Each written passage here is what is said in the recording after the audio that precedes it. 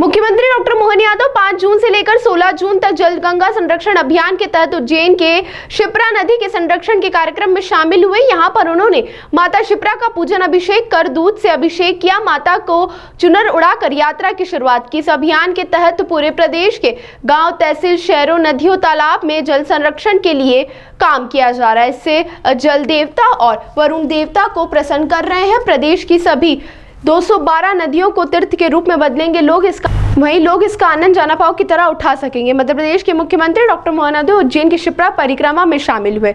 उन्होंने प्रदेश की सभी नदियों, तालाबों, कुएं और बावड़ियों को सहेजने का काम किया जा रहा है। उज्जैन शहर में शिप्रा को बचाने के लिए शिप्रा गंगा उत्सव समिति पिछले 20 सालों से शिप्रा की परिक्रमा गंगा दशहरा के एक दिन पूर्व करती है और मुख्यमंत्री डॉक्टर मोहन यादव इस यात्रा में श्रद्धालुओं के साथ पैदल भ्रमण करते हैं। इसी यात्रा के शुभारंभ में प्रदेश के मुख्यमंत्री ने शिप्रा के घाट पर बैठकर पूजन अर्चन किया। जैसे पर्यावरण दिवस 5 जून को है, तो हमने निर्णय किया कि 5 जून से लगा करके पर्यावरण की अगर बात करेंगे तो वो तो गंगा दशमी तक चलना चाहिए। जल की बात करेंगे तो जल के लिए पूरा अभियान।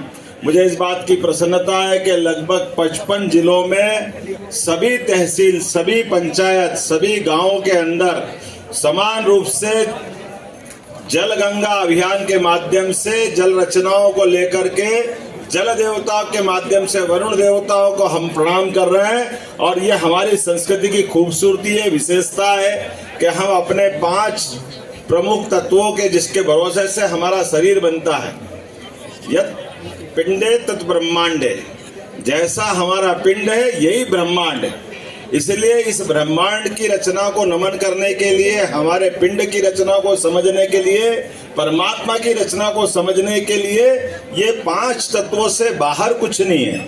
मुझे इस बात की प्रसन्नता है, सभी तीर्थों में तीर्थ अवंतिका तीर्थ जो तिलवर बड़ा है हमारे लिए और सौभाग्य की बात है। बाबा महाकाल के कारण से ये उज्जैन की अलौकिक आभा और बढ़ती है, लेकिन माँ की खूबसूरती से, माँ शिप्रा जी के कारण से 33 करोड़ देवी देवता इसके किनारे वास करते हैं। ये हमारे लिए सौभाग्यदायी है, फलदायी, आशीर्वाद देनी माँ शिप्रा।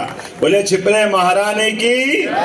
और काल के प्रवाह में कई सारी जलराशियां, कई सारी नदियों के प्रवाह से इसकी गति अत्यंत तीव्र होती थी।